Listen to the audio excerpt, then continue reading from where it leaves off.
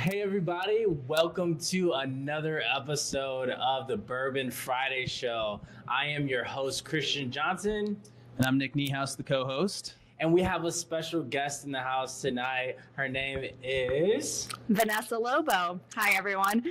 So we've had like some really great episodes and we've been interviewing different startups and just really talking about like what they're doing, and we've talked about Arch grants and how like they're have been like granting all these like just great startups and really supporting these startups. And T-Rex, like right now we're here at T-Rex live in the building. Shout out to T-Rex. They are so amazing. They help incubate startups here in St. Louis and really help build our ecosystem. And also to EQ. EQ has just been telling the stories of these amazing startups, and we actually all have startups. And so today I want to introduce you guys to Ms. Lobo, and she's going to tell you just a little bit about who she is and where she's from, all that great stuff. Okay.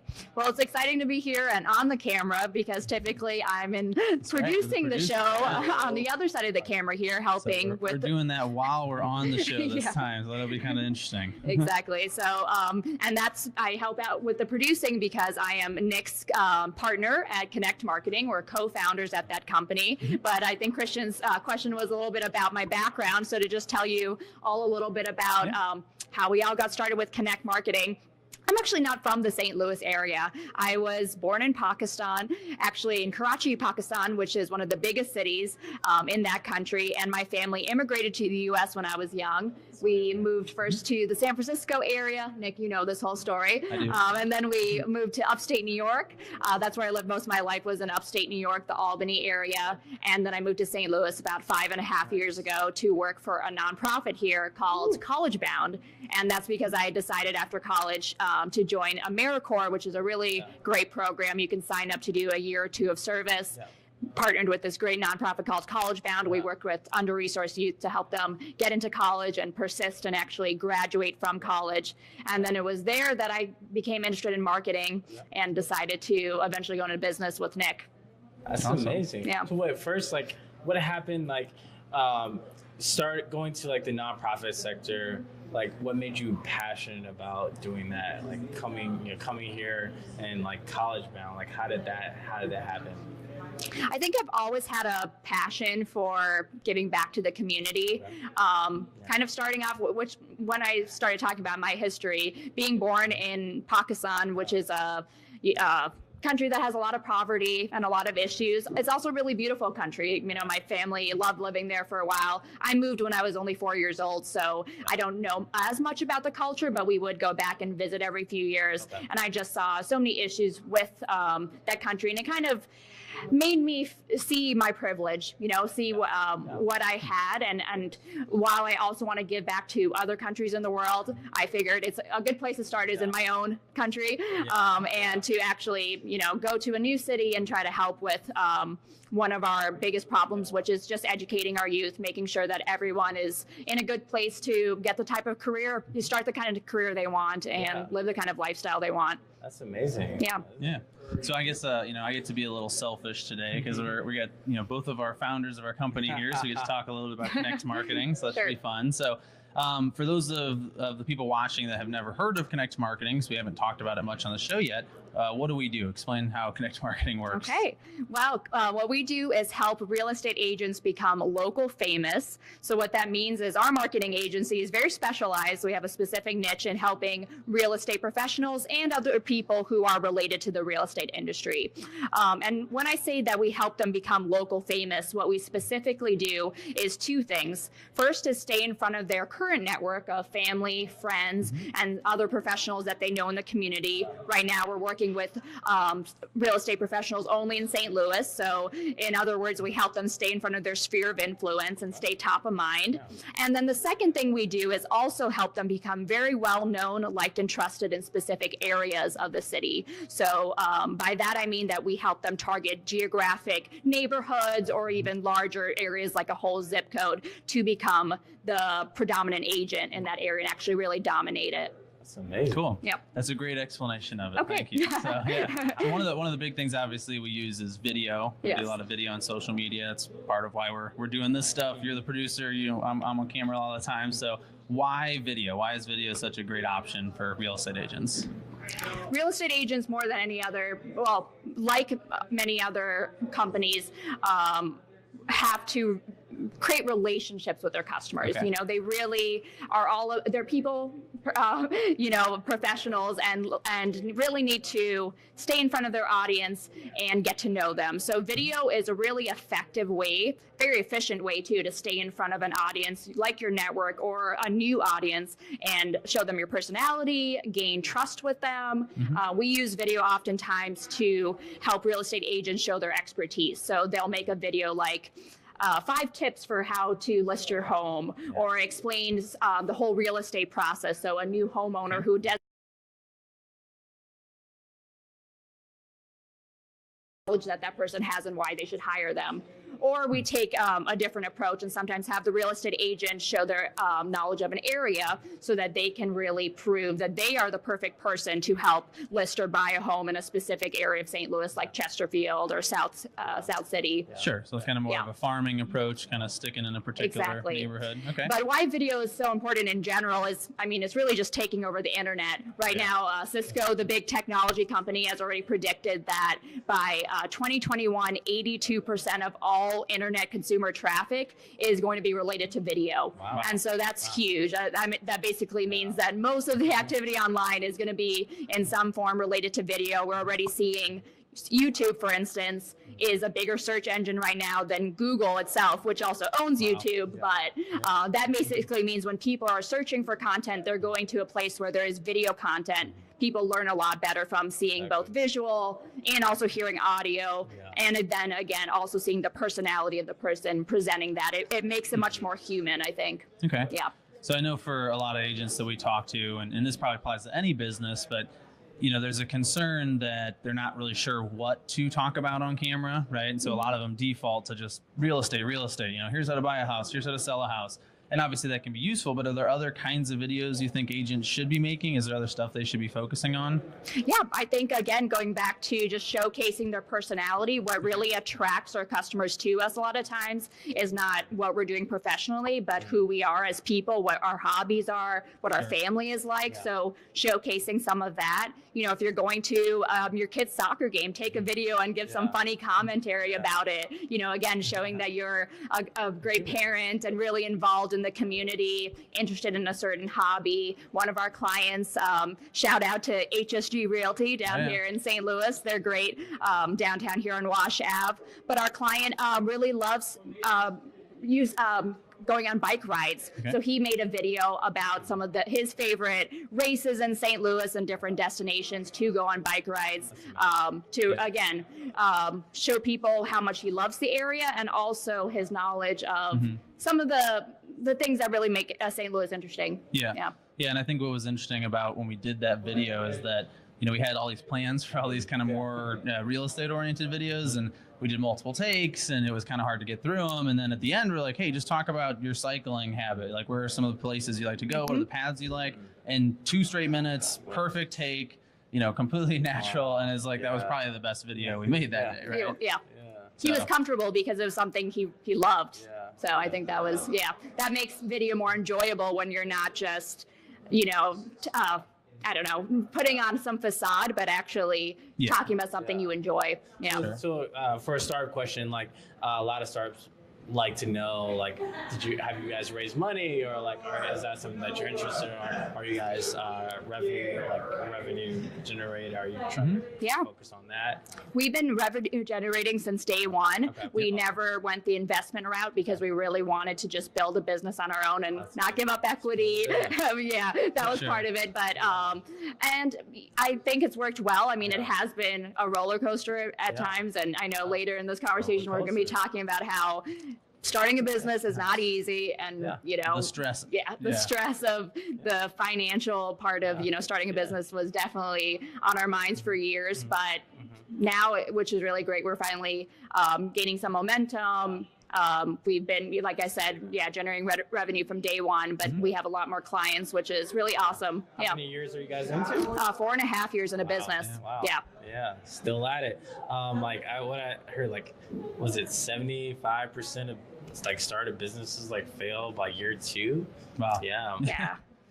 Like, well, we made it. Yeah, we made it past that at least, right? That's exciting. So that's amazing. Yeah. So, thanks for coming on the show. Obviously, it's nice to be able to talk about our own business a little bit, right?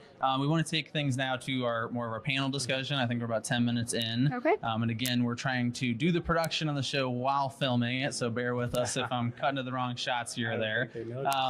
But getting to the actual panel discussion. So, we were kind of talking about, what happens when you start a business, right? Like, what does it feel like? What are some of the challenges of it? What are some things that if you're thinking about starting a company, you've maybe heard before, but you should really pay attention to?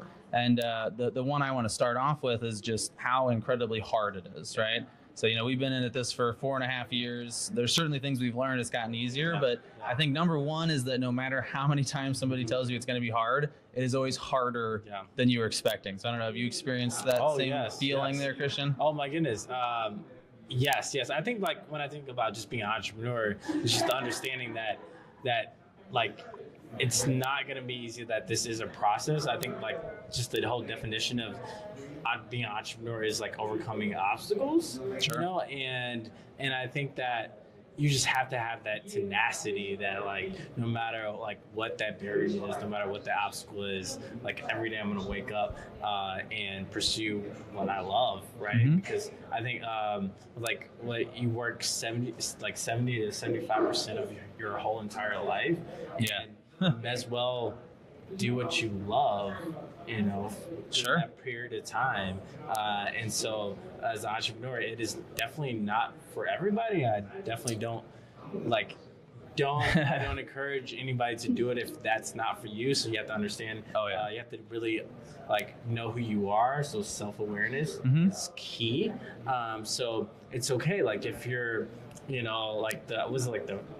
500th person at Facebook is making a lot of money right now. Yeah, like the 500th employee. He's still got $1 million because it's worth $500 billion.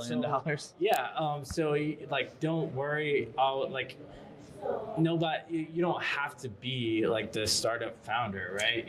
So I think Gary Vaynerchuk talks about that. You need a number one, but you need really good number twos as well, right? So you need somebody that's maybe not the CEO, maybe not even the number 2, but a number 5 or number 10. Like you can still be a part of that startup scene without having to start it, right? Exactly. Yeah. So that's why I encourage people first understand who you are.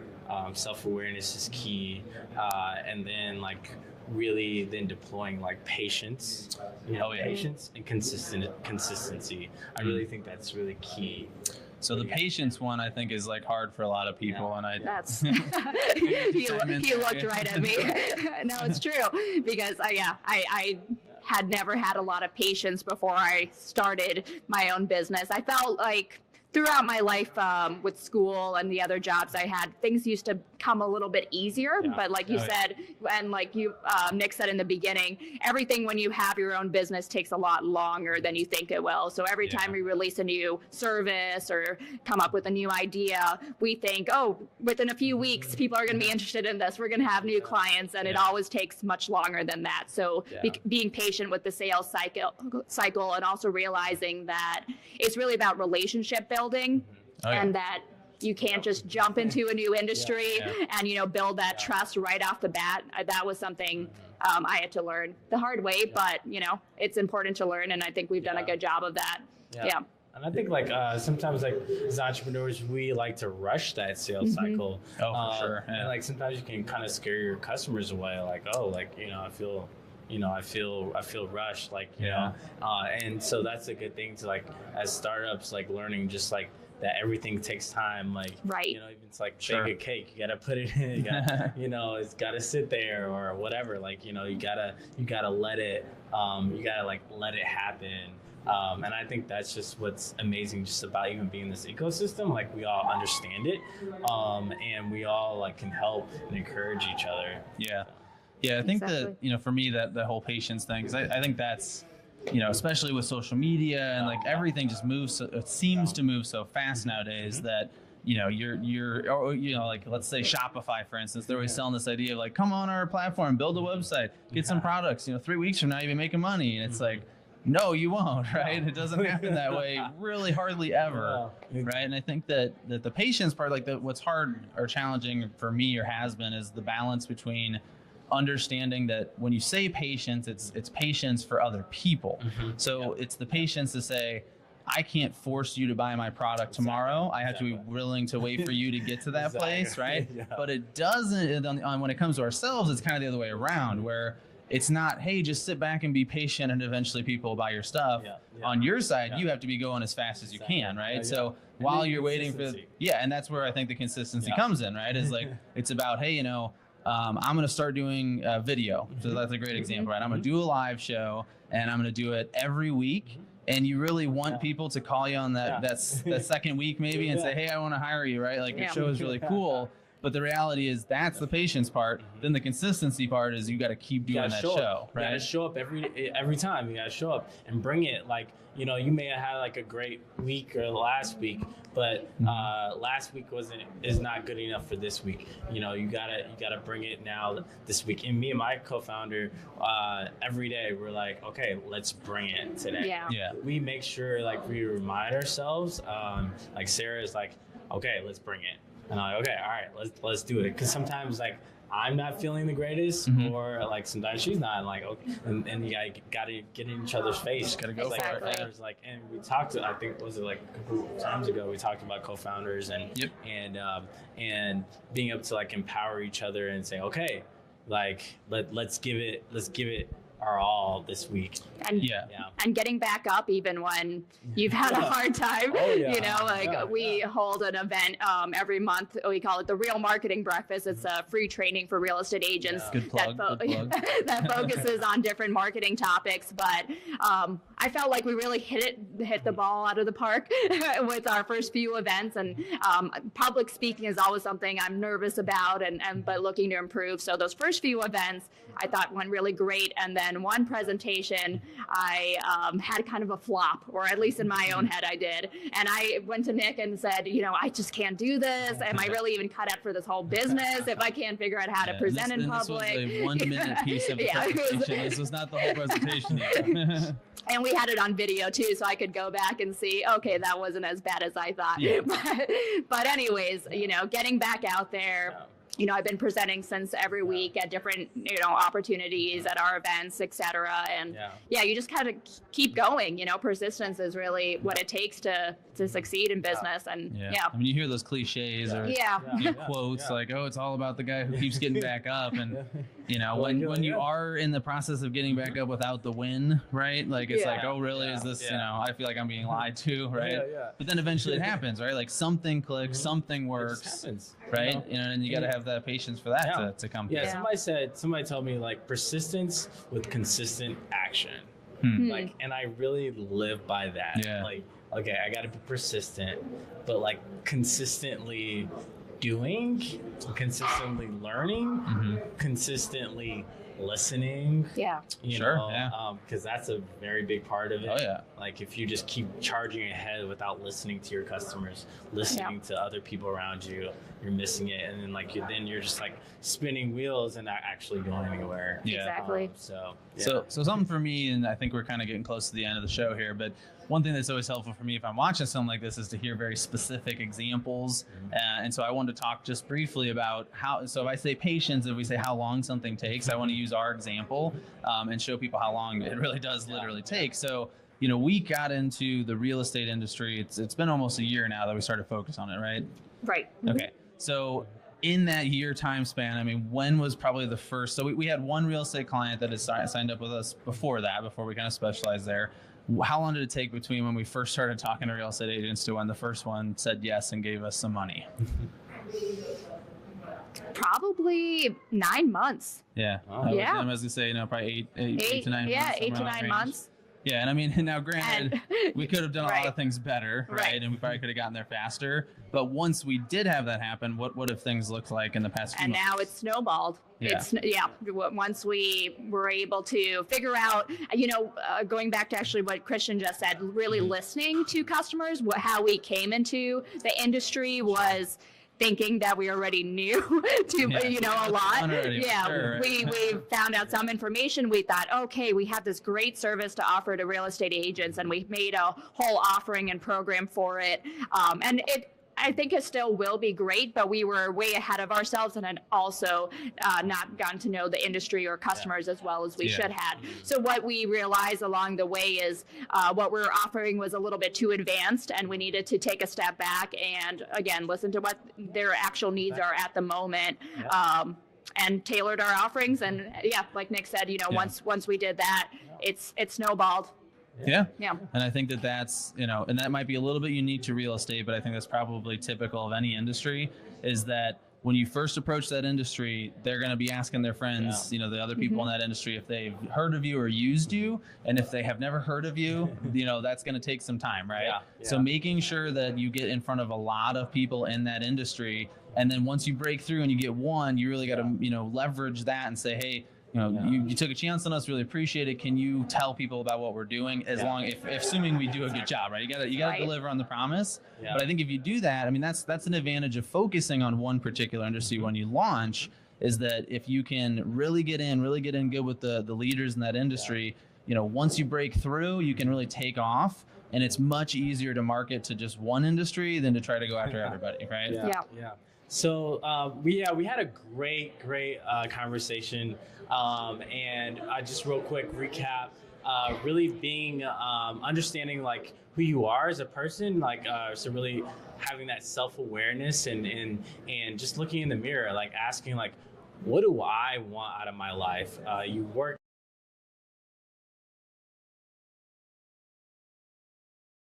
And really making sure that you're consistent and that you're persistent and that you're constantly just learning and growing.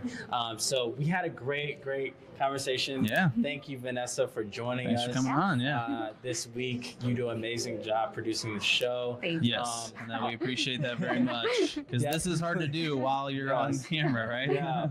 So everybody, please share this video. If you're interested in joining the show, like us interviewing you, we'd love to. Please contact us. Please share it with your friends. We'll be sharing more information about just other things that we're doing, even opening up the Bourbon Friday show, so very soon. It's invite only, I believe. Yeah, we're still for the event itself, still kind of invite only, but if you would like an invitation, please reach out to us either through the EQ page or through multi